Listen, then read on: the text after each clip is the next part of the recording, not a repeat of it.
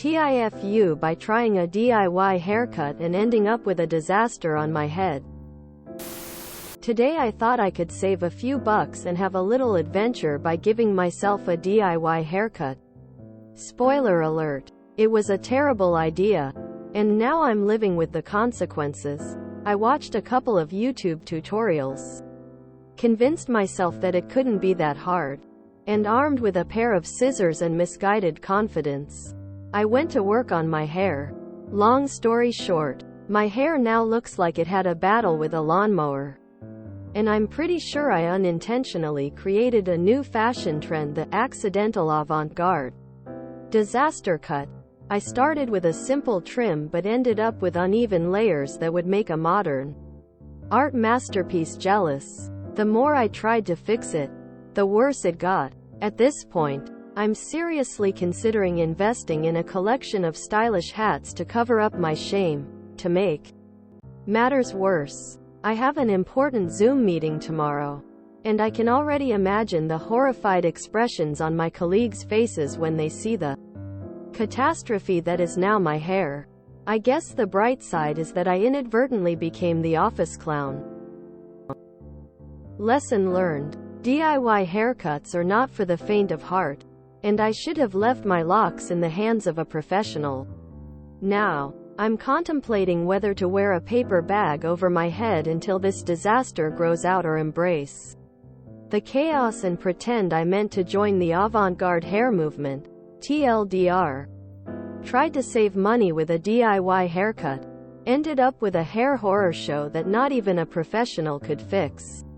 Meeting my colleagues on Zoom tomorrow with a head that's a work of art in all the wrong ways. We need to see evidence of this masterpiece. I'm absolutely certain people will be gentle in delivering their appraisal. How long is your hair?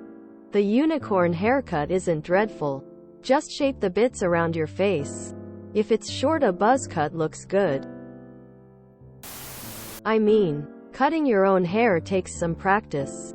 I always cut my own hair. Haven't been to a salon barber in years. And I've definitely cut it way too short and funky before. So don't be too disheartened.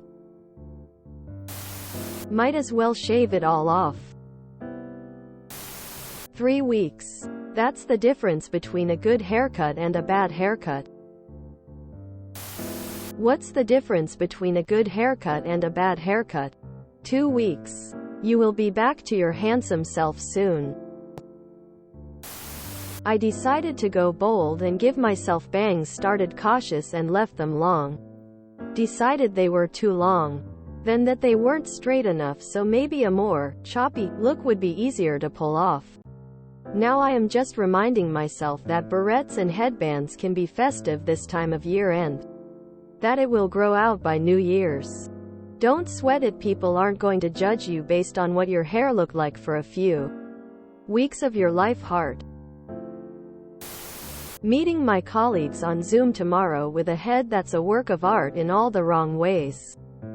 Just wear a jaunty hat and say you are celebrating Thanksgiving and no one will notice.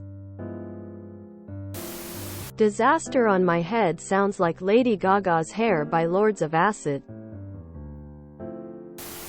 I did the same op. Decided to shave it all because it was horrendous and every attempt to fix only made it worse. Floby for the win. If you enjoyed this video, please check out our playlists full of similar content. Epicaricast is like doom scrolling for your ears. Please like, share, and subscribe.